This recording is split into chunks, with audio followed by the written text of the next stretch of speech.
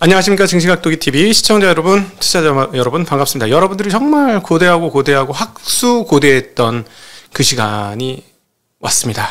이렇게 모시지 못한 이유가 멀리 잠시 떨어졌다가 오시는 바람에 시간이 많이 걸렸습니다. 진짜 그런 댓글을 한두 개 읽은 게 아니라서 제가 이렇게 말씀을 드리는데 못 믿으시는 거예요. 진실이라는 점. 많은 분들이 찾고 기다리고 오매불망했던 시간, 월간 서준식 시간이 돌아왔습니다. 서준식 교수님 모시겠습니다. 어서 오십시오. 네, 안녕하십니까. 네, 안녕하십니까. 새해 복 많이 받으십시오. 아, 네. 새해 복 많이 받으십시오. 이렇게 예의 바르신 분이구나, 이렇게. 새해 복 많이 맨날 새해 복 많이 받으십시오 하니까 좀 심심하잖아요. 네. 그래서 인사말을 매년 조금씩 바꾸는데 올해 제가 썼던 인사말은 제가 그래도 아무래도 경제학을 전공하고 있으니까 비용을 최소화하고 효용을 최대화하는 한 해가 되십시오. 그렇게 괜찮죠? 저한테 절실한 얘기입니다. 진짜 저한테. 아니 요즘 모든 사람한테 절실한 얘기 아닐까요? 네. 그런가요? 전 진짜 절실하네요. 갑자기. 작년에 한 해를 지나고 났더니 내가 왜 비용 통제를 다 못했을까? 뭐 이런 생각도 좀 들고. 항상 들죠. 네. 그래서 올해는 비용 통제를 해야 되겠다 했는데 와인을 안 먹으면 비용 통제가 될 것 같은 느낌도 듭니다. 비용 통제는 이제 포기하고요. 계속 효용을 네네. 많이 얻는 효용을 효용을 한번 크게 가져보도록 하겠습니다.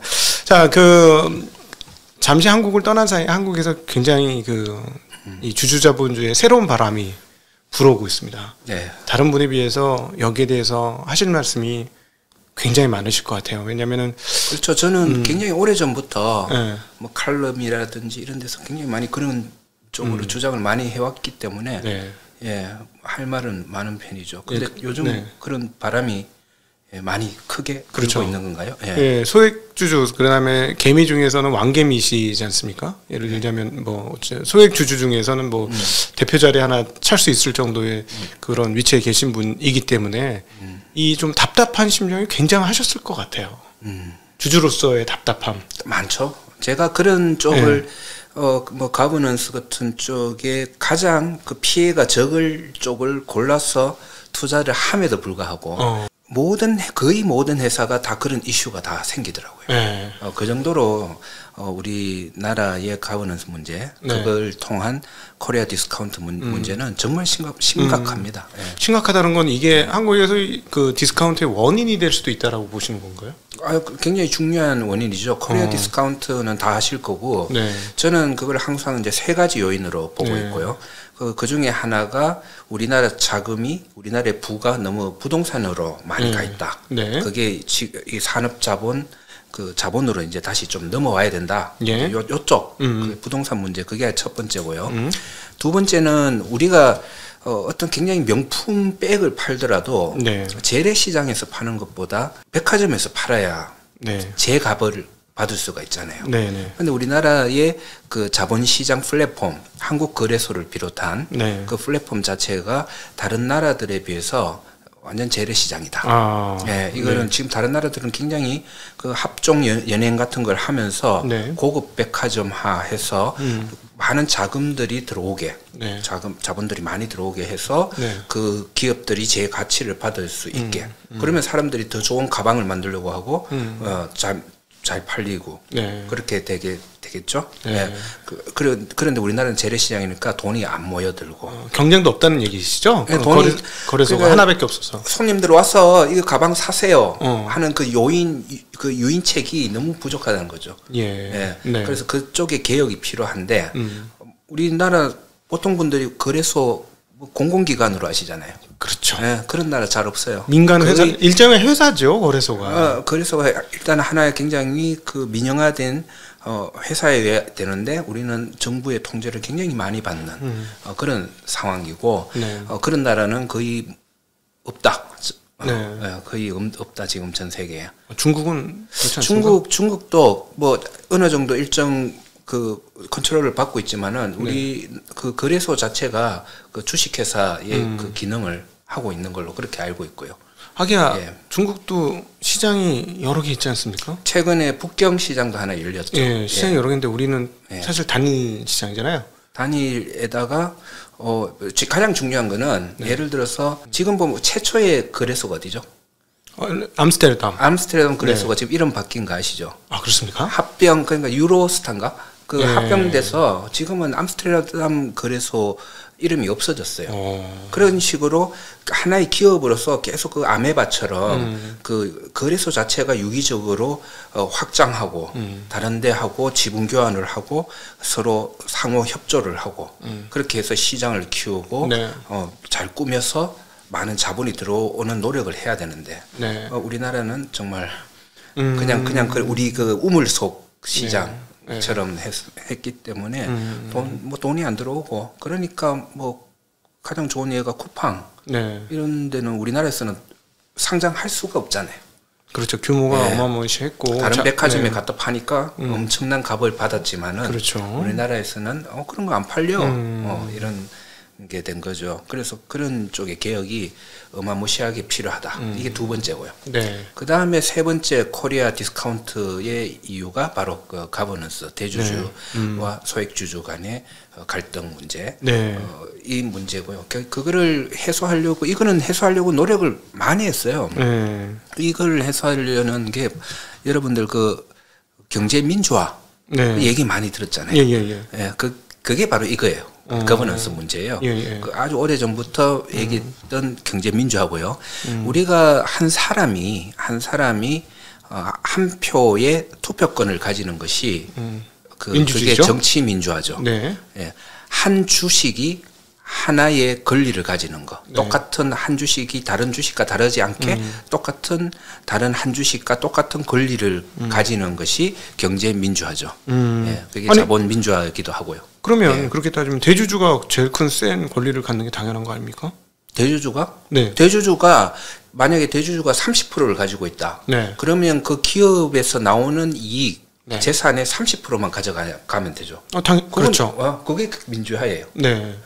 그만큼 지분만큼만 가져가야 되는데 문제는 대주주 지분이 10%도 안 돼. 그런데 그 회사에서 나오는 이익의 상당 부분이 대주주한테 가고 당연히 대물림하고 그런 쪽에 뭐 문제라든지 이런 것들이 그러면 다른 사람들 입장에서는 야 이거 내 한 주식이 저 주식보다 가치가 훨씬 떨어지는데 이걸 왜 사야 돼? 저 가격이 아닌데 당연히 가격을 낮추는 요인이 되겠죠. 사실 뭐 최근에 대주주만 홀랑 팔고 그런 문제도 많고 이렇게 표현해 홀랑 말고 튀어버리는. 제가 뭐 경험한 몇 가지만 뭐 얘기한다면 뭐 이런 것은 근데 뭐 다들 아실 거예요. 뭐 임원이 돼서 스스로가 대주주가 임원이 돼서 어마어마한 보너스를 챙겨간다든지 그 한 해 이익에 또 어떤 재단이 있어요. 그 재단이 기업을 만들어. 원래는 그 기업에서 나오는 배당을 가지고 재단이 운영되게끔 그렇게 구조를 짜서 만들었지만은 그 좋은 뜻을 가진 설립자는 돌아가시고 그 이제 자손이 이거를 경영을 하면서 배당을 받아서 경영을 하려고 보니까 그 배당의 상당 부분이 우리가 아닌 소액주주들이 가져가잖아. 예를 들어 7화를 소액주주들이 갖고 있다 이렇게 하면 그러면 70% 가져가니까 아까워. 아까워. 그 기업은 자기 것 같아. 내 건데. 그러니까 그거를 기부를 하는 거예요. 그냥 이익에 보면 법적으로 어떤 한 기업의 한 10%까지는 기부를 할 수가 있어요. 좋은 곳에 쓰라고. 근데 기부를 자기가 받는 거예요. 어떻게? 그 재단을 만들어가지고. 그 재단이 대주주고, 그리고 거기에서 기부를 받는 거예요. 그리고는 배당을 안 해주는 거예요. 그러면 뭐 자회사도 많지 않습니까? 그런 식으로 하는. 자회사를 만들어서 자기 자식 이름으로 자회사 만들어서 이익을 몰아주기 이런 것도 뭐 굉장히 많고 뭐 여러 가지 너무 많은 것들이 우리나라 산재에 있고 이런 상황에서는 주식들이 제값을 받을 수가 없죠. 근데 일반적인 사회에 알려진 바로는 코리아 디스카운트 이게 아니고 북한 핵 그거 아닙니까? 코리아 디스카운트 이게 아니고 어떻게 보십니까? 그게 더 코리아 디스카운트 아닙니까? 예전에 북한 핵 이렇게 북한에 때문에 주가가 빠지자 폭락했잖아요. 요즘은 뭐 움직이지도 아무도 신경 안 쓰잖아요. 미사일 그 사이에 한 30발 쏜 것 같긴 합니다. 네. 작년부터 작년 한 해 동안 수십 발을 쏘긴 한 것 같습니다. 네. 그러고 보니까 그것 때문에 한 해 내내 주가 빠진 거 아닌가요? 예전에는 그 미사일 때문에 조금 출렁이긴 했어요. 네. 출렁이 때 항상 매수 기회였죠. 네. 바로바로 반등했나요? 바로바로 그래서 영향을 주지 않는데 잠깐 사람들이 영향을 받으면 그거는 매수 기회다. 보고 그렇게 했을 때 성공한 사람들 많았을 거예요. 그럼 서균우님 입장에서는 세상에서 얘기하는 코리아 디스카운트의 핵심이 북핵이라든가 북한 미사일이라든가 이 문제 지정학적 리스크 이게 아니란 말씀이신가요? 그것 때문에 뭐 주식을 안 하고 이런 건 아닌데요. 그게 네. 예, 그러면 그렇게 따지면 사실은 우리나라 그 부동산 가격도 굉장히 낮아야 되고 항상 전쟁에 언제 이게 폐허가 될지 모르니까. 그러네요. 또 생각해보니까 맞아요. 그럼 부동산 가격이 왜 오르지? 코리아 디스카운트인데? 그러니까. 진짜 위험한데? 근데 폭탄 어디 또 떨어지면? 부동산은 코리아 디스카운트 없잖아요. 그러네요. 그렇죠. 그렇게 따지고 보니까, 네. 그러면 북한 핵이라든가 북한 미사일 문제는 코리아 디스카운트에서 사실은 곁다리 문제일 수 있겠네요. 만약에 우리나라 부동산도 같이 저평가가 되면서 그런 위험 때문에 언제 없어질지 모른다. 그런 게 같이 존재하고 있다면 뭐 인정은 좀 해야 되겠죠. 네, 사실은 뭐 서울 근교 아니더라 뭐 저기 어디 강원도에 실제로 미사일이 하나 떨어졌다. 사람 없는 동네 산에다가 그게 근데 연속으로 떨어졌다. 정기적으로 한 1년에 한 3방 떨어졌다 이러면은 난리 나긴 할 거예요. 그렇죠? 부동산 가격이 정말 이렇게 있을 수는 없을 것 같긴 하네요. 그렇죠. 네, 그런 측면에서 보면은 실상 한국에서는 그 미사일 문제를 리스크라고 말은 하나 사람들이 무감각해진 것 같습니다. 부동산 가격을 보든 뭐를 보든. 그게 사실은 우리가 그렇게 이렇게 군사적으로 대치하고 있는 상황이 좋은 것만은 아니죠. 좋은 것만은 아니지만은 여러 가지 논리를 따져봤을 때 실제로 내 재산 가치에 어느 정도 영향을 줄 것인가를 따져보면 그거는 그렇게 큰 영향을 주는 건 아니다라고 보고 있습니다. 네.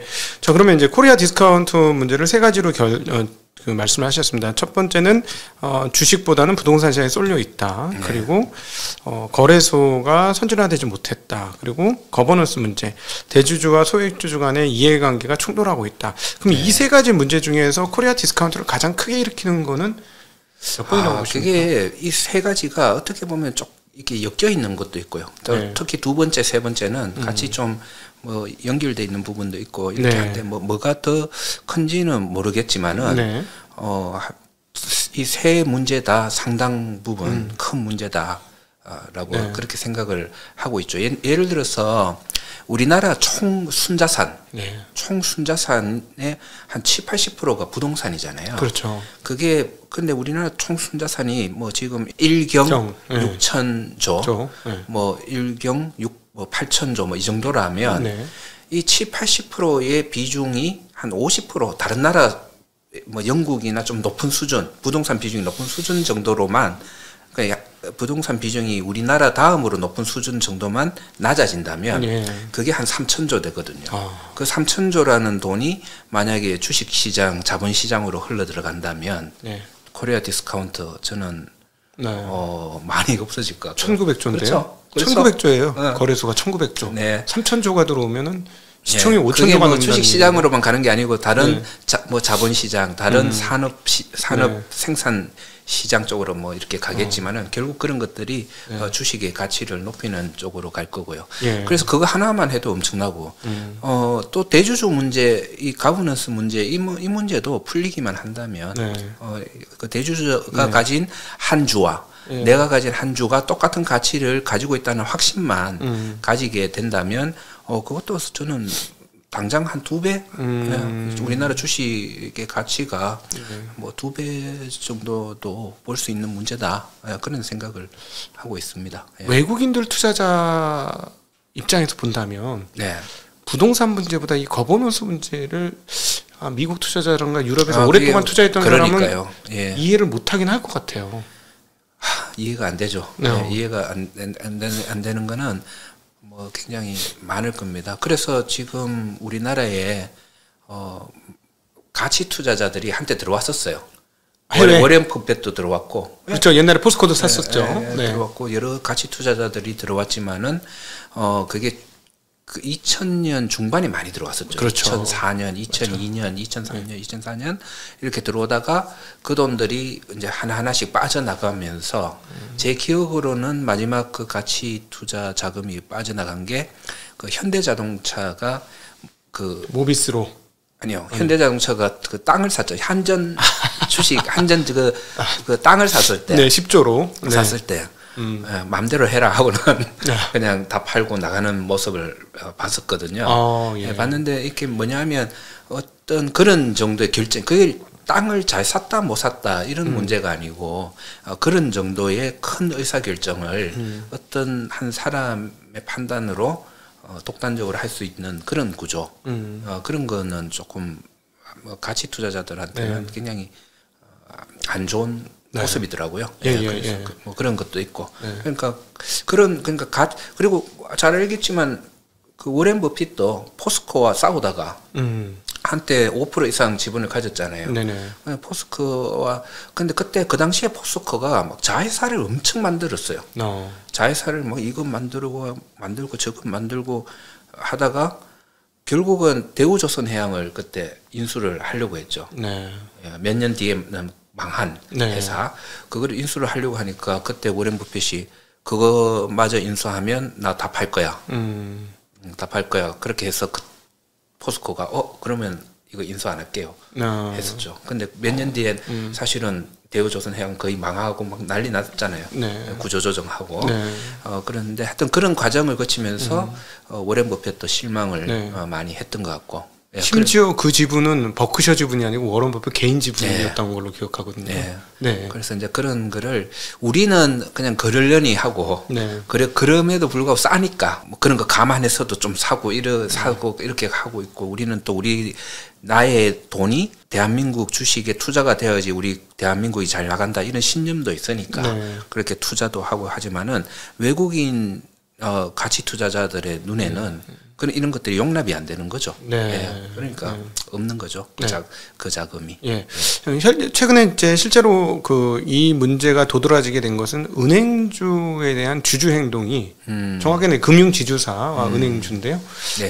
사실 증권회사는 아니고 따져보면 은행과 금융지주사를 향한 주주 행동이 이루어졌습니다. 사실은 그 행동을 이제 직접 시작한 뭐 얼라인 파트너스나 이런 데는 지분 자체가 그렇게 많지는 않거든요. 일부 조금 가지고 있는데 근데 뭐 예를 들자면 일반인들의 시각으로 뭐 JB 정도 빼고는 뭐 1% 내외 남짓 굉장히 적은 뭐 적다면 적고 많다면 많은 지분인데 그걸 가지고 주주 행동을 하는데 과연 이 주주 행동이 성공할 수 있을 거라고 보시나요?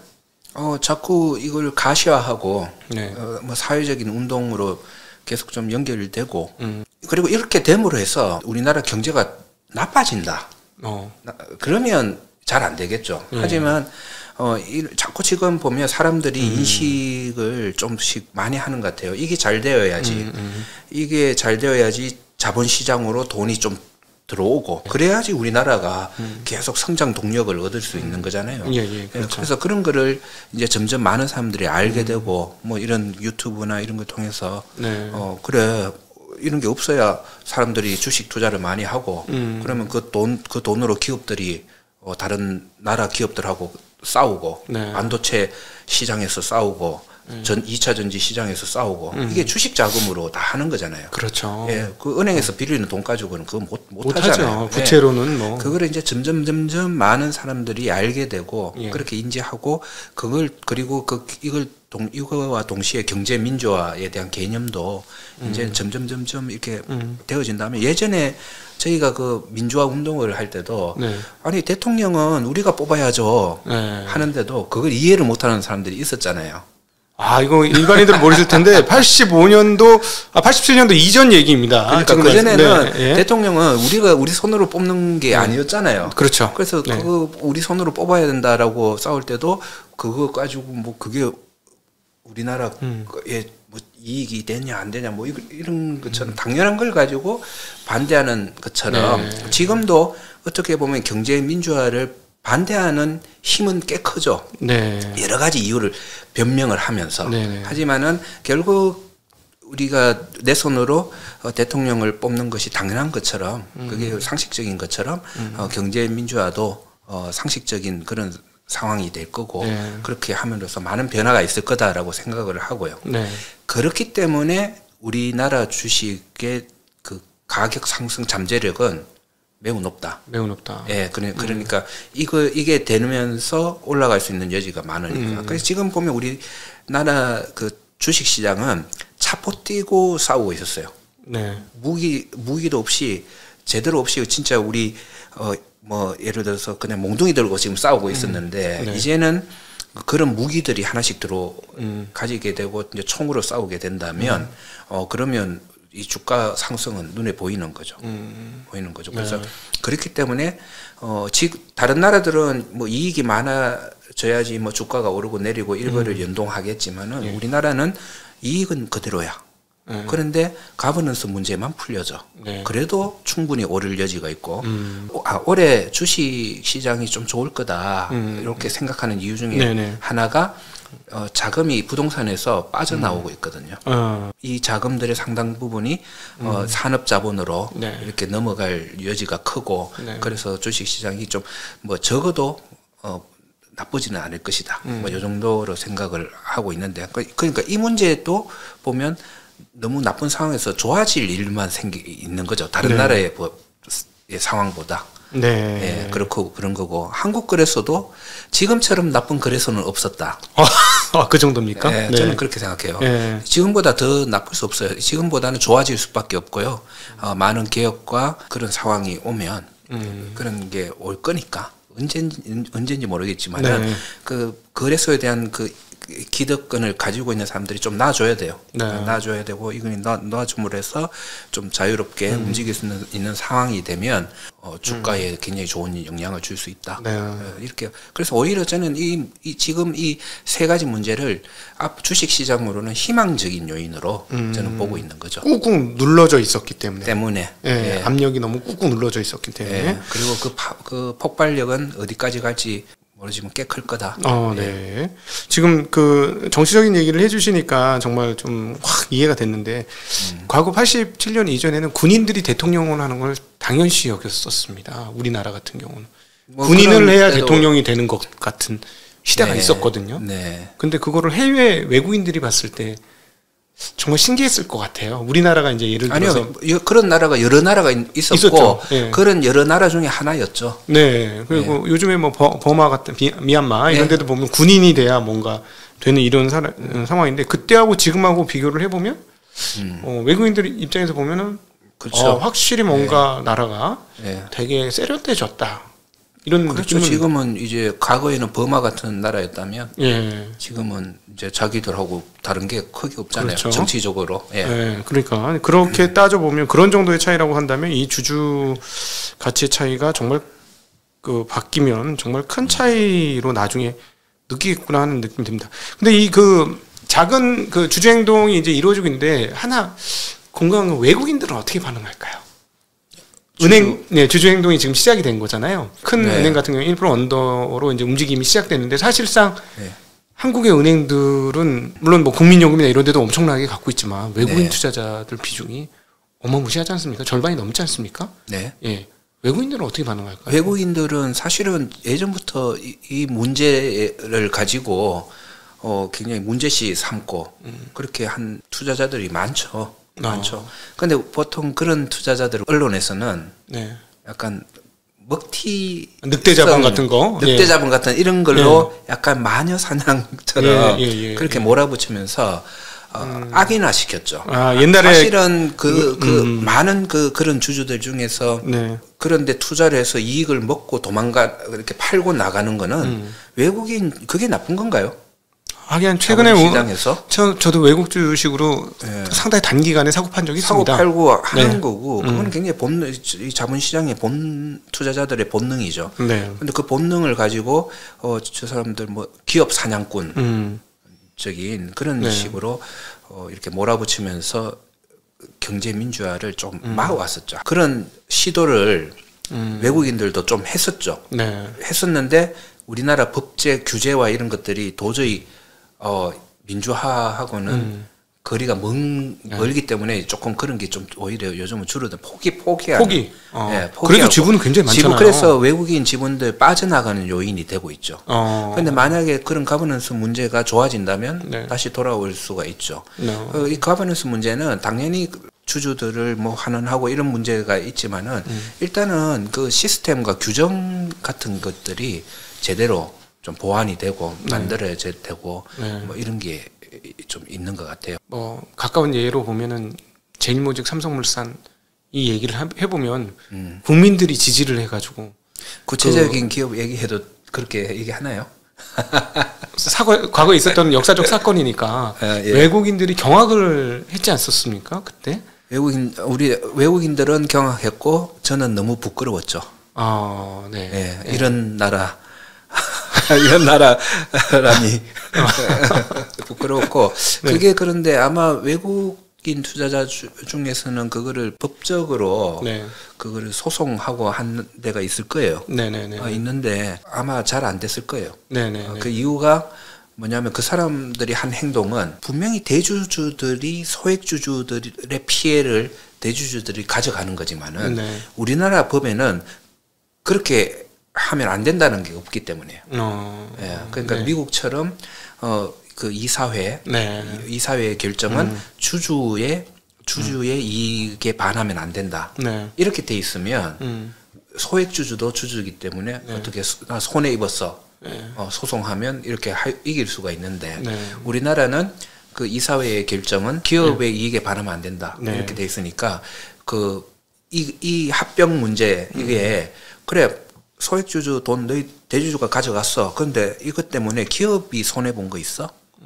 이렇게 이제 법원에서는 판단을 하겠죠. 네. 근데 그거는 사실은 아니잖아요. 그것 때문에 뭐 삼성물산 매출이 떨어진 것도 아니고. 예, 그러니까 아무래도 좀.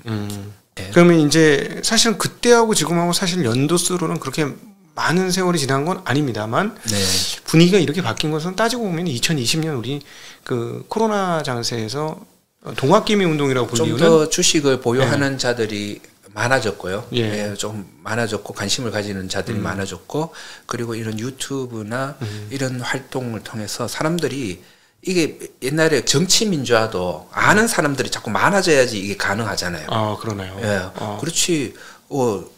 그 대통령은 우리가 직접 뽑아야지라는 그걸 알게 되는 사람들이 많아져야지 그런 건데 지금은 최근에는 이 유튜브나 이런 걸 통해 가지고 이 경제 민주화 쪽 이런 문제에 대해서도 아는 사람들이 점점 많아지잖아요. 지금 우리가 또 이렇게 방송을 하면 사람들이 들어보고 뭐 판단을 하겠죠. 이게 맞다 아니다.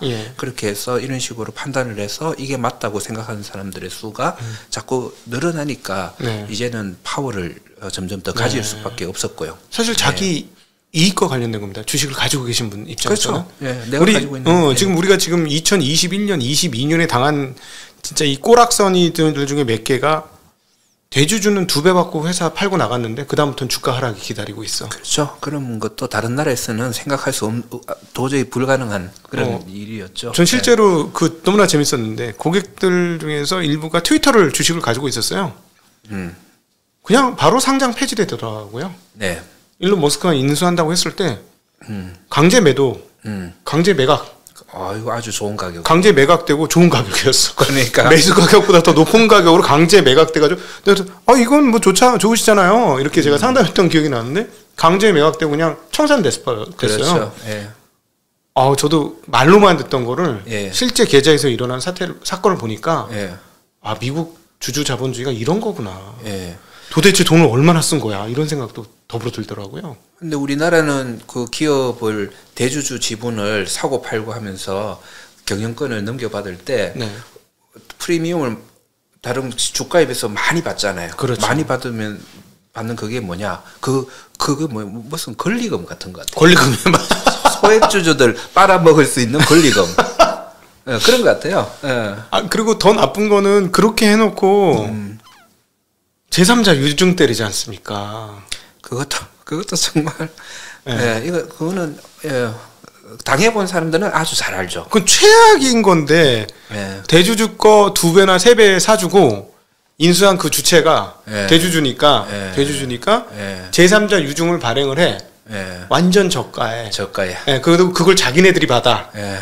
그리고 예를 들어 뭐 대주주인데 뭐 감가상각이나 자기네들이 받거나 예. 아니면 자기들한테 어떤 우호적인. 다른 이익을 주는 예. 예, 집단에게 예, 그런 예. 걸 주겠죠. 그런 식으로 네. 해가지고 사실 뭐 주식이야 감가상각을 통해서 이익이야 사실 약간 마사지가 가능한 거니까 회계적으로. 네. 그래서 주가를 떨어뜨려 가지고 싼 가격에 확 다 집어가면은 그게 근데 처음 우리가 사실 이러잖아요. 억울하면 네. 와, 법적으로 하자 이래야 되잖아요. 네. 근데 억울해서 법적으로 해보면 다 안 돼. 아. 다 억울한 게 법적으로 맞아. 네. 그런 게 너무나 많아요. 네. 너무나 많은데 그거를 보면 남의 일은 그냥 뭐 그럴 수 있지 이렇게 하겠는데 직접 당해 보시면 네. 예, 정말 별의별 거품 물 수 있는 그런 것들이 많아요 정말. 사실 최근에 이렇게 주가 하락을 하고 나서 뒤통수 떡떡 맞는 것 중에 하나가 뭐냐면 수도 없이 발행해서 어디에 숨어 있는지 열심히 주석을 찾아봐야만 알 수 있는 네.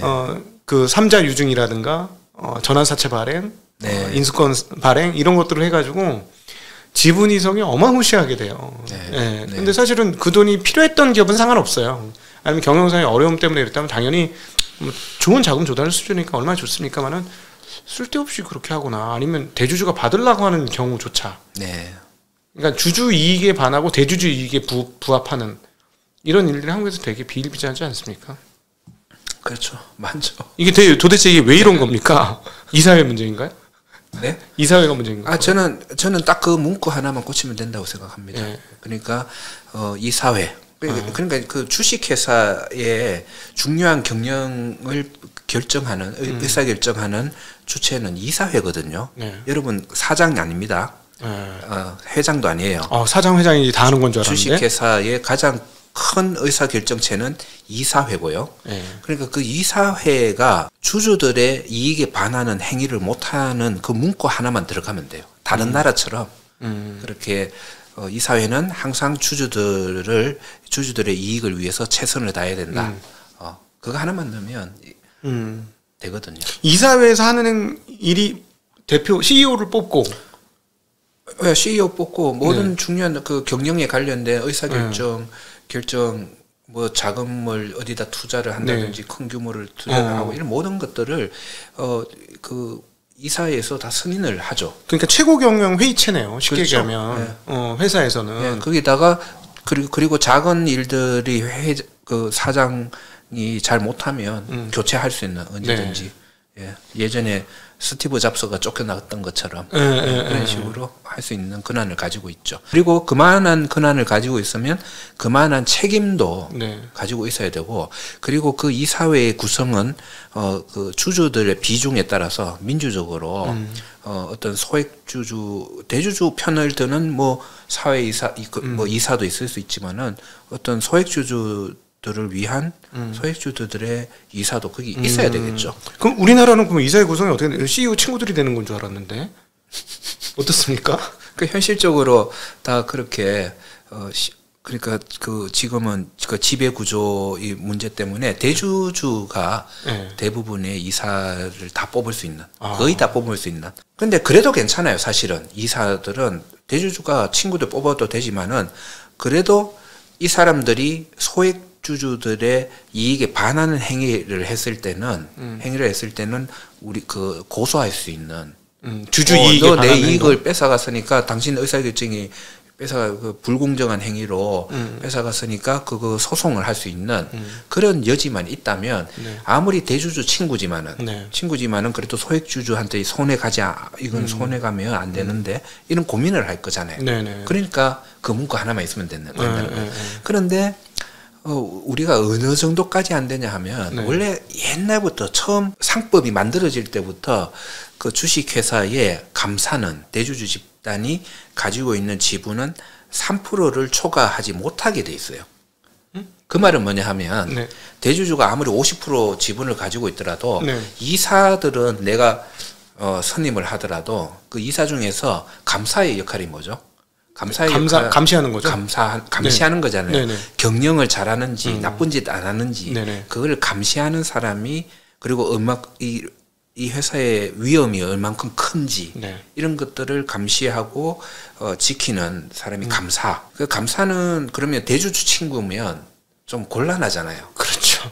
자기가 다 하고 자기가 리스크 관리 다 하고. 야, 철수야 좀 봐줘. 내가 저녁 살게. 차 하나 야, 이런 거 뽑아줄게. 망하는데. 야, 괜찮아. 차 하나 뽑아줄게. 집안차 하나 해줄게. 뭐 이러면서 그죠? 아주 가끔 가는데 정말 문제가 있다고 생각해요. 주주총회를 가면 주로 저는 리스크 관리 때문에 많이 가거든요. 네. 이 회사가 제대로 지금 돈은 잘 벌고 있지만 이런 리스크가 어느 정도 잘 관리가 되고 있냐. 그래서 그때는 감사님한테 질문을 던져봅니다. 네. 감사님, 이 문제는 이런 위험에 대해서 어떻게 생각하십니까? 그럼 대부분 감사는 고개를 숙이고 있습니다. 에? 감사는 그러면 안 되는 거죠. 그런 게 있는지 모르는 거죠. 예. 예. 그러면 이제 거기 의장, 네. 예, 사장님은 이제 얼굴이 불그락 푸르락. 네. 근데 제가 뭐 잘못했나요? 네. 리스크 관리를 그 감사님한테 질문을 해보는데. 그렇죠. 감사가 해야 되는 거니까. 감사님은 모르고 있고, 뭐 이거 뭔 소리 하는지. 네. 예, 이러고 있으면 아주 근데 그게 비일비재예요? 비일비재하죠. 감사님이 그 회사 경영에 대해서 제대로 잘 파악하고 있는 그런 회사가 그렇게 해서 리스크 관리가 잘 되고 있는 회사가 우리나라는 작죠. 그런데 그렇기 때문에 대주주 지분을 감사를 뽑을 때는 3%로 제한하자. 자기 친구 안 심지 못하게 그런 법이 옛날부터 있었어요. 예. 옛날부터 있었는데 다른 법에 의해서 가능하도록 이렇게 마사지가 돼 있었던 거예요. 대주주 원하는 대로. 네. 네. 그래서 딴 거는 다 몰라도 감사 정도는 그렇게 좀 뽑았으면 좋겠다라는 그 법이 계속 시도가 됐어요. 네. 예를 들어서 정관에서 예전에는 이 법은 무시해도 된다. 이러면 3% 룰이 안 통하게 뭐 돼 있고 네. 그리고 감사위원회가 있잖아요. 네. 감사가 있고 감사위원회를 할 때는 또 이 법은 적용이 안 된다. 뭐 이런 게 빠져나가는 구멍들이 많았는데 그 빠져나가는 구멍을 어떻게든 좀 막아보려고 그렇게 노력을 해도 그러니까 작년인가 저작년에 한번 바뀌었어요. 2년 전인가 3년 전에. 네. 그때 경제민주화법 해서 바꾸려고 이제 추진이 되었고 됐는데 나중에 바뀐 내용을 보니까 누더기가 된 거예요. 그래 3% 이제 못 벗어나. 그런데 그전에는 아버지가 3% 아들이 3% 가지고 있으면 다 이거 합쳐서 6%잖아요. 네. 그래도 3%밖에 인정이 안 되게 했는데 한 집안이니까 이제는 개인적으로 아버지 3% 아들이 3%면 3% 3% 6%가 다 되게. 네. 그래 이렇게 또 법을 고쳐놨더라고요. 네. 이걸 이제 많은 사람들이 잘 모르죠. 어떻게 법이 바뀌었는지 모르지만은 그 내용을 잘 아는 사람들을 보면 또 거꾸로 갔네. 네네. 예, 그러면 자기가 감사 뽑을 때는 자기 지분을 뭐 딸한테 좀 주고 뭐 또 가까운 사람한테 해주고 그 사람들 지분이 다 인정되기 때문에 똑같은 거죠. 똑같이 감사를 자기가 뽑겠다는 거죠. 누구한테 부탁을 해야지. 부탁드리는 게 그래도 그 회사의 경영이 제대로 되고 그거를 지켜볼 수 있는 소액주주의 입장에서 지켜볼 수 있는 감사는 좀 대주주 친구가 아니었으면 좋겠어요. 네. 그런 것들이 이제 앞으로 좋아질 거고 어쨌든 좋아질 거예요. 네, 좋아질 거고 그렇게 되면 기업들 주식 시장 사정도 많이 좋아지겠죠. 네. 사실은 근데 이사회 바뀌기는 만만치 않지 않습니까? 대부분 저 CEO하고 상당히 가까우신 분들이 이사가 되다 보니까 거의 뭐 거수기 뭐 이런 표현들 많이 쓰지 지금 않습니까? 우리나라 다 그렇죠. 다 그런데 그거는 이제 아까 그 문구 하나만 바뀌어도 좀 좋아질 거다. 친구지만은 친구들이 이사회를 해도 괜찮아질 거다라는 생각이고요. 그리고 두 번째는 이제 좋다. 이사회 한 10명이면 한 8명은 대주주니까 그 정도 뽑고 그래도 한두 명은 좀 제대로 기업을 위해서 주주들을 위해서 판단할 수 있는 사람들이 한두 명은 들어가야 되거든요. 그래서 그거를 가능하게 하는 제도가 집중 투표제예요. 어떤 겁니까? 한번 설명해 주시죠. 집중 투표제는 이런 거예요. 이제 이사회를 10명을 뽑아요. 네. 10명을 뽑으면 이사회 1번 이사회를 뽑을 때 자, 손들어 보세요. 이러면 또 대주주가 이기고 네. 또 2번 뽑을 때 손들어 보세요 하면 또 대주주가 이기고. 현재 그런 시스템입니까? 예. 그럼 대주주가 무조건 이기죠. 그럼 10번까지. 대주주가 무조건 이기잖아요. 예. 예. 그렇지만은 10명을 뽑을 때 이렇게 하는 거예요. 모든 한 표에 10표를 주는 거예요. 네.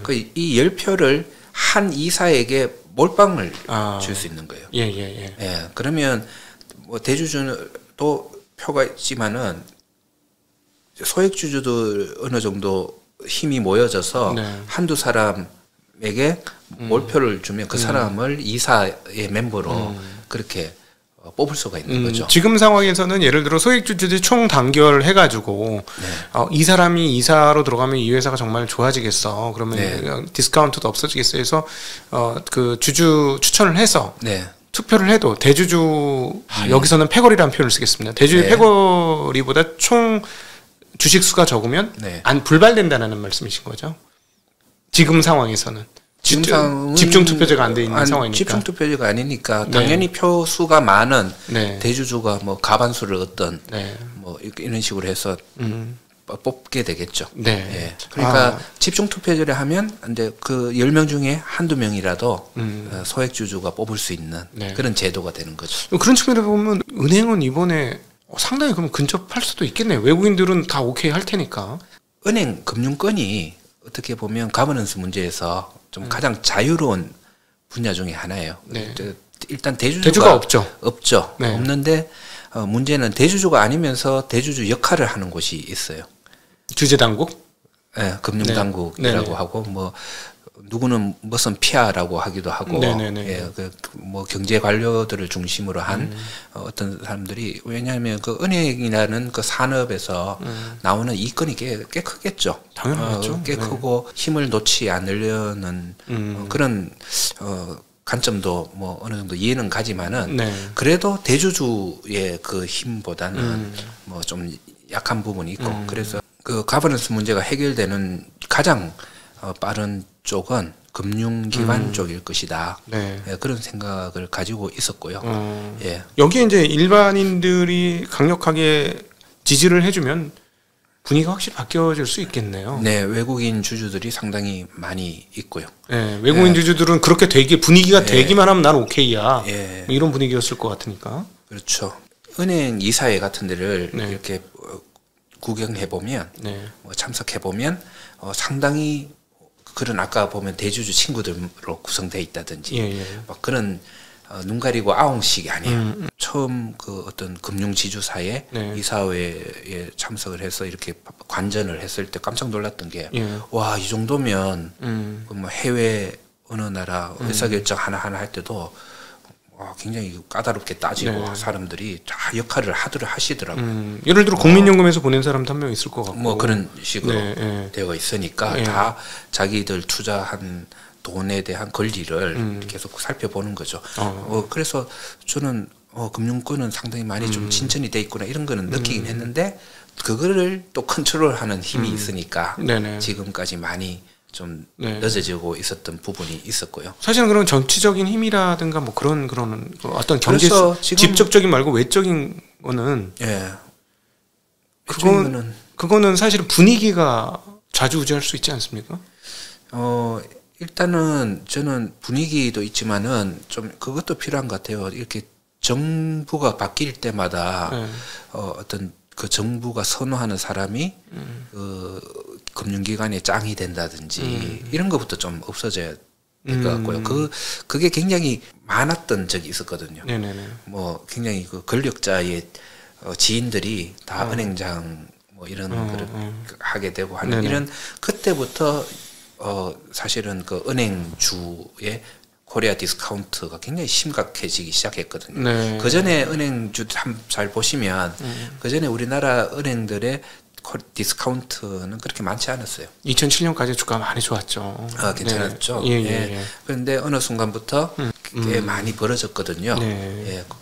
꼭 그것만은 아니지만은 저는 그 영향을 꽤 많이 받았다 이렇게 생각을 하고 있고요. 그리고 그러니까 그런 것들이 정부의 간섭도 좀 덜 받는 그런 쪽으로 가야지 네. 가야지 그 금융기관들의 그 코리아 디스카운트는 많이 없어질 것이다. 그렇게 생각합니다. 그러니까 제가 보니까 그렇게 되려면 사실 동학개미 운동을 하시는 분은 그냥 일반 소액주주들이 표싸움으로는 제가 보기엔 이사회 바꾼다던가 네. 이사회 관련 법을 바꾸기 그러니까 이사회 분위기를 바꾸는 거는 네. 대주주를 이기기는 넘사벽인 것 같아요. 표로 안 되니까. 네. 주주자본주의이기 때문에 네. 대신에 동학개미 운동 하신 분들이 네. 분위기는 만들 수 있을 것 같거든요.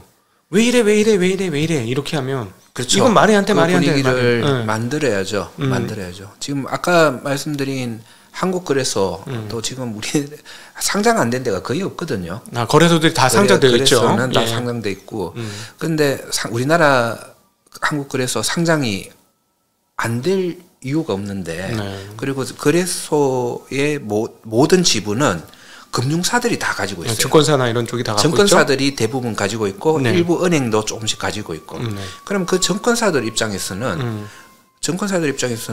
거래소 상장을 원하겠어요, 안 원하겠어요? 배당받아야 되니까 좋겠죠. 아유, 좋죠. 네. 그러면 자기가 가지고 있는 재산의 가치가 확 뛰니까 네. 좋죠. 그래서 그럼 거의 100% 주주들이 다 찬성하는 게 거래소 상장인데 네. 안 되고 있잖아요. 네. 다른 외부의 힘으로 안 되고 있고. 야, 거래소 상장되면 증권주들 폭등하겠네요. 전체 자산 규모에 비해서 거래소 지분이 많은 데가 좀 있겠죠. 네네네. 그런 데는 뭐 폭등하겠네. 자산 가치가 그냥 PBR이 그냥 확 낮아진 상황이니까. 뭐 폭등이라기보다는 좀 많이 좋아지겠죠. 네네.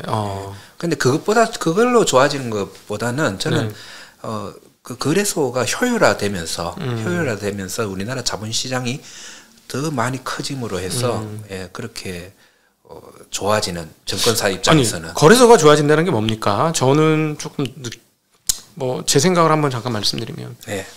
소액주주들한테 불리한 상장은 거부하고 도움이 되는 상장은 오케이 하는 거 이런 게 있을까요? 예를 들자면 사실 소액주주들을 겁나게 물매긴 분할 상장, 지주회사와 자회사의 동시 상장, 쪼개기 상장 이런 거를 우리 주주들이 우리 일반 동학개미들이 지난 2년을 통해서 아주 혼찌검이 났거든요. 이걸로 가치가 똥값이 되면서 지금 제가 보기엔 일부는 거의 회복이 안 될 것 같아요. 이거 거의 한 5년 10년 지나야 회복이 될 것 같거든요. 고점에 잡으신 분들은 그 문제도 사실은 아까 그 문구 한 줄 그거 고치는 게 더 빠르고요. 그게 더 이사회 빠르고 그 거래소 문제는 이런 거죠.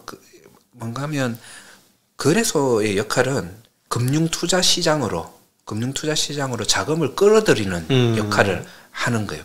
돈을 끌어들이는 역할을 하는 거예요. 네. 그래서 옛날에 그 네덜란드 동인도 회사는 암스테르담 그 정권거래소가 돈을 끌어들여서 기업들이 유지하게 하고 영국 그다음에 패권을 잡은 영국 같은 경우는 시티라는 금융가 시티라는 게 하나의 대명사잖아요. 그렇죠. 그 금융가 돈을 끌어들여서 기업으로 전달해주는 그 플랫폼 역할을 했고 미국은 월스트리트 그리고 월스트리트이 별로 시들해지니까 그것이 실리콘밸리 계속 그게 그 플랫폼 자체가 점점 증가하는 거죠. 그 증가는 그게 보면 거래소는 뭐 나스닥도 생기고 여러 거래소들이 그 힘을 확장하면서 그런 플랫폼과 손을 잡으면서 유기적으로 그렇게 하는 거고요.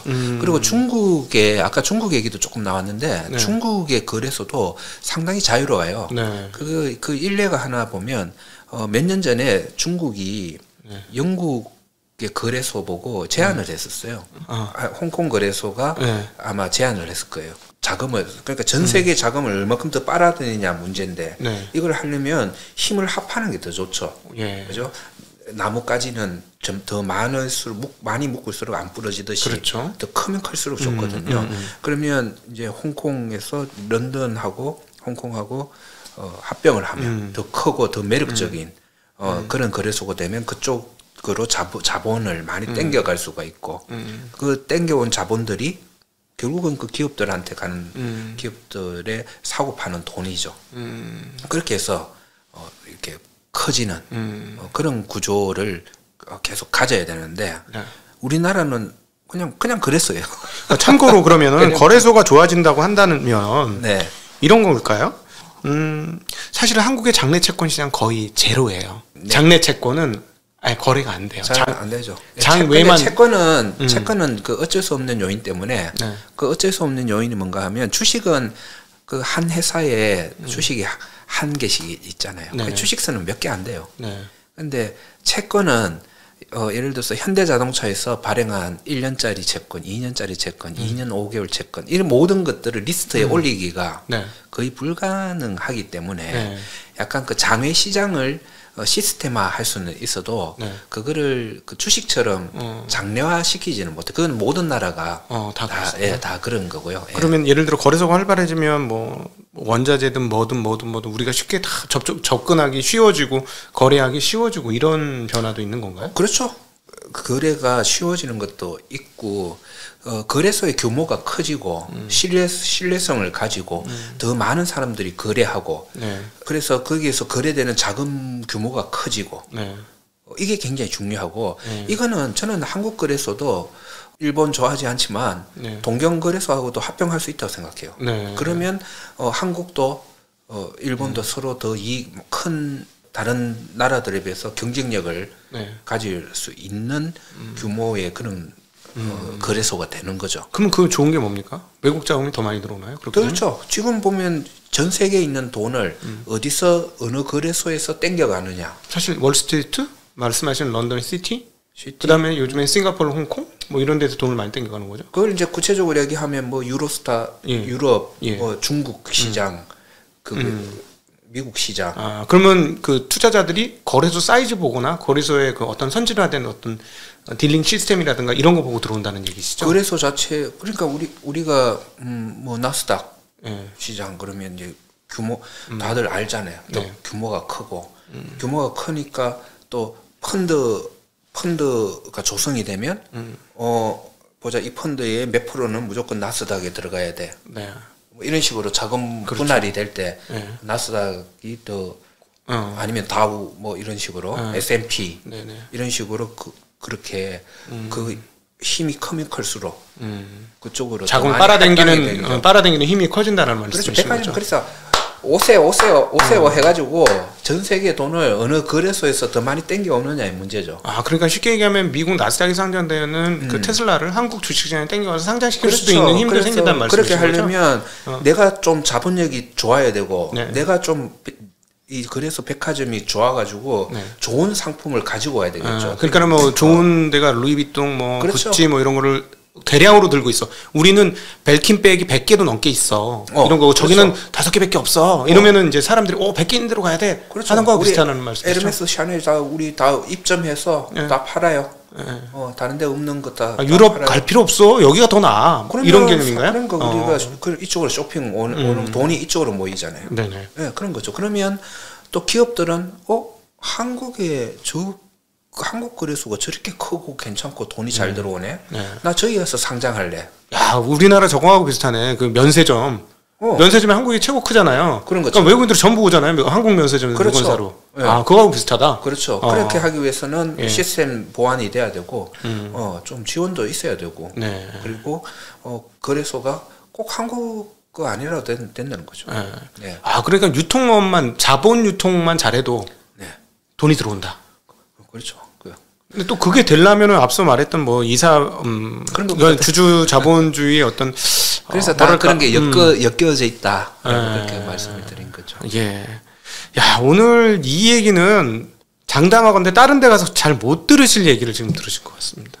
다른 데도 하지 않나요? 아니, 이런 얘기 거의 안 합니다. 이렇게 그 코리아 디스카운트의 세 가지 문제, 뭐 부동산으로 너무 편중됐다, 거래소 문제가 있다, 거버넌스 문제가 있다. 요 세 개를 엮어서 말씀해 주시는 분은 거의 없는 것 같아요.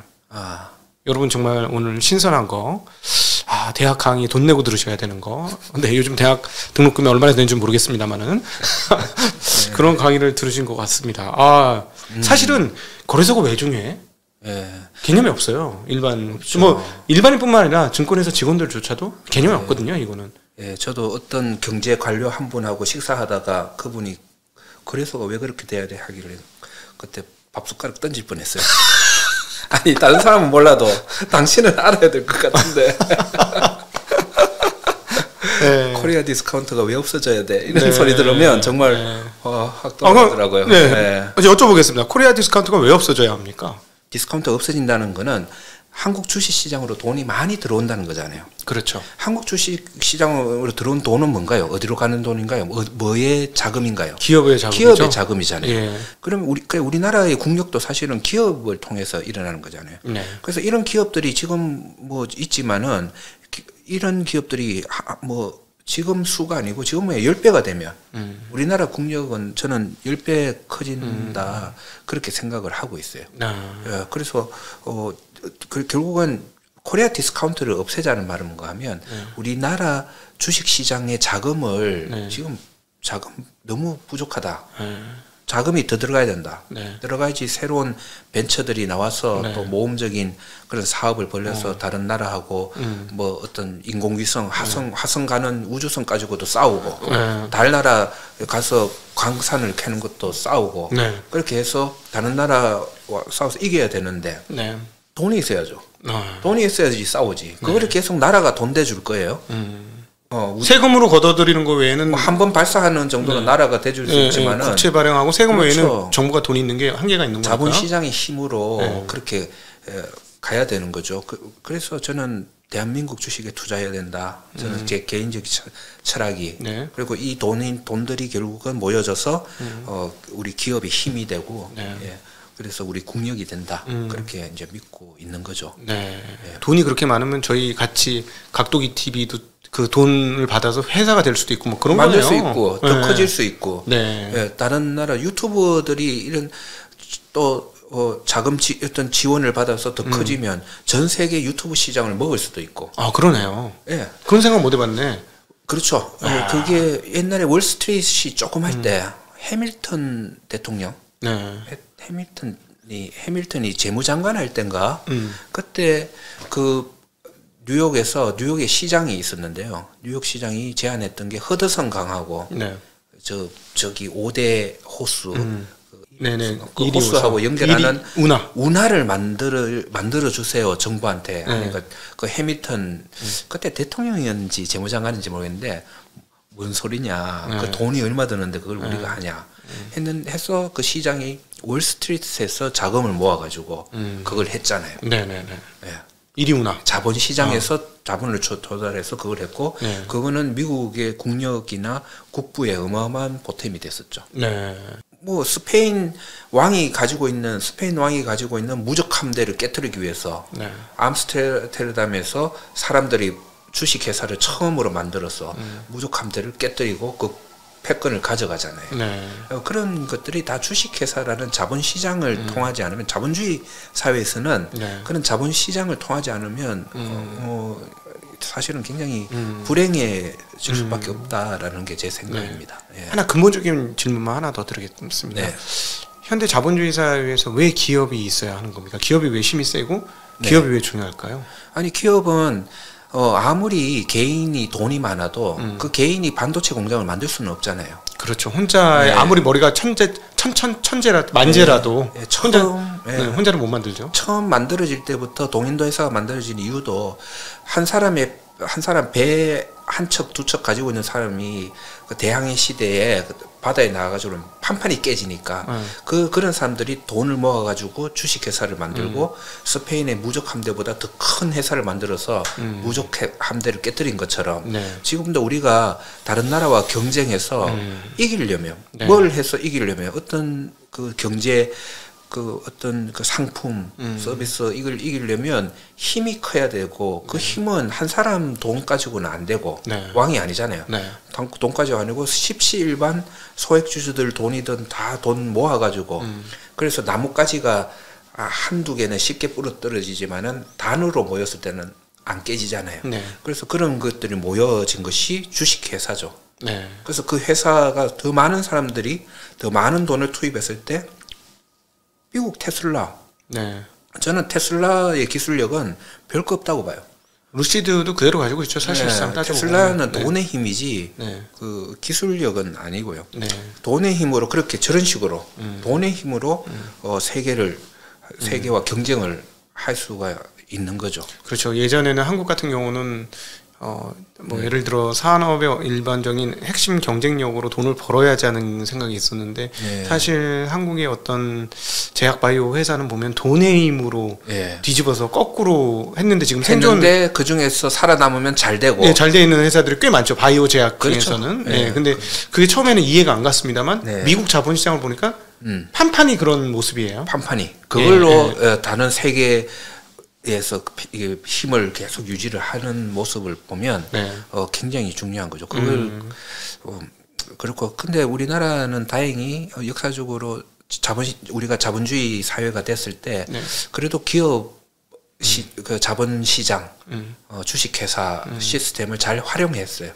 활용을 했고 그렇기 때문에 지금 우리나라가 있는 거고요. 사실 지금까지는 골수 빼먹듯이 자본 시장에서 자본을 빼먹는 일에만 집중하면서 자기 사업 키우는 쪽으로 그게 집중하지 이제 않았습니까? 초기에는 잘했는데 나중에 이제 돈 벌고 커지고 이러니까 좀 그런 부작용이 너무 커졌어요. 너무 커졌는데 그러니까 지금은 그런 부작용을 없애는 쪽으로 부작용 없애고 더 투명하게 만들고 이렇게 하는 것만으로 우리나라는 큰 힘을 더 가질 수 있다고 생각을 합니다.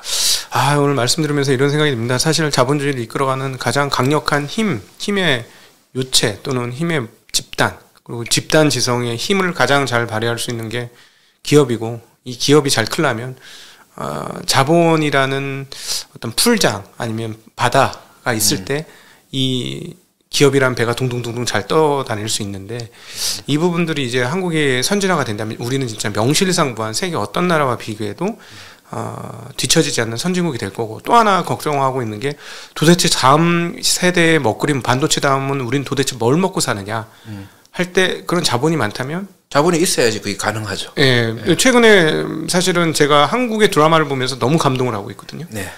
기가 막혀. 세상에 어떻게 이 자본으로 이걸 만들어놔. 근데 그게 사실은 여기까지 온 게 한국 자본이 아니라 넷플릭스나 디즈니 플러스라든가 해외 자본에 의해서 여기까지 온 거잖아요. 근데 그것도 자본이 있었으니까 여기까지 온 건데. 우리 생산 요소 토지 노동 자본 중에 노동력은 세계 최고거든요. 한국 사람들이. IQ 제일 높잖아요. 네네. 그렇기 때문에 자본은 토지는 땅덩어리가 적으니까 어쩔 수 없어도 그래도 자본만 조금 더 도와준다면 어마어마한 나라가 될 수 있다 생각합니다. 말씀 들어보니까 저는 사실은 우리나라 컨텐츠 엔터가 미래다라고 생각했는데 이거 산업이 작아갖고 되겠어? 했는데 자본이 힘이 있으면 이걸 엄청 키울 수도 있겠네요. 예, 우리나라 그 K 컨텐츠가 사실은 자본시장, 주식 회사의 힘을 잘 활용한 케이스예요. 예. 다른 나라는 아마 그렇게 주식 회사 체계화가 우리나라만큼은 잘 되지 않는 걸로 저는 알고 있는데 잘 모르지만은 그쪽 소속들이 어쨌든 우리나라는 주식회사 이런 거 그런 제도를 잘 활용을 했죠. 네. 오늘 참 진짜 찐 전문가를 모시고 바로 정확한 자리에서 저희가 대담을 한 것 같습니다. 이 문제를 우리 서준식 교수님보다 더 정확하게 피부에 와닿게 설명해 주실 분이 과연 몇이나 있을까? 이론적으로 얘기하실 분은 굉장히 많을 것 같아요. 근데 오늘 정말 재밌게 시간 가는 줄 모르고 이렇게 말씀 약간 선전하고 싶은 거. 네. 예. 제가 작년에 한번 여기 이 자리에서 소개해드린 게 우리 학교 수업에서 학생들이 만든 그 화성행 투자 안내서, 투자 여행이라는 그 투자 안내서를 학생들이 만든 게 발간돼 있잖아요. 그 올해도 만들어졌거든요. 사실은 작년 12월 달에 만들어진 건데 아마 제가 파일 보내드리면 여기 한번 그 표지라도 좀 보여주셨으면. 저희가 링크도 있죠. 링크도 좀 걸어주시면. 링크 주시면 저희가 링크 올리겠습니다. 작년에 덕분에 한 3만 부 가까이 그 게시판에 오셔가지고 가져가셨더라고요. 그래서 이번에는 그 제목이 화성행 투자여행 위기인가 기회인가 그런 제목으로 학생들이 만들었고요. 그 안에 이제 여러 학생들의 그 탑다운 그러니까 경제에 대한 그런 분석도 있지만은 또 중요한 거는 학생들이 선정한 채권형 주식 그런 거를 다 밸류에이션을 하고 네. 그래프로 그리고 그런 내용들이 있으니까 네. 뭐 참고하시면 좋을 것 같습니다. 그리고 네. 또 이제 이런 거 많은 분들이 또 보시면 또 네. 학생들이 힘을 내서 예. 더 열심히 만들 네. 거고 예. 해서 좀 네네. 이렇게 네. 좀 말씀을 너무 감사합니다. 네네. 예. 이 학생들이 쓴 글을 보면 쉬워요. 재밌고 이해도 하기 쉽고 오히려 증권계에 있는 전문가나 아니면 업자들이 하는 거는 뭔가 관행적인 어구들을 쓰는 게 많아서 이해가 안 되고 어려울 수가 있는데 학생들은 학생의 맞습니다. 글로 말로 쓰기 때문에 굉장히 쉽고 재밌습니다. 그래서 이번에 저는 올해 제가 이제 곧 계약을 할 것 같은데 채권책을 또 내게 됐어요. 예. 채권책을 아마 낼 것 같은데 네. 굉장히 초보자들을 위한 쉬운 책이 필요한데 사실 저희들은 어렵잖아요. 어렵죠. 나이도 이미 어려운 나이로 갖고 짧게 쓰다 보니까 함축적으로 그래서 쓰고 지금 고민하다가 제 학생 중에서 이 글 블로그나 이런 글 잘 적는 학생한테 공저하자. 컨텐츠는 내가 있고 너의 그 필력이 필요하다. 그래서 너의 그 눈높이로 표현을 잘하면 초보자들한테 좋을 것 같다. 네. 그렇게 공조하기로 했어요. 좋습니다. 너무 네. 찐 교수님이시네요.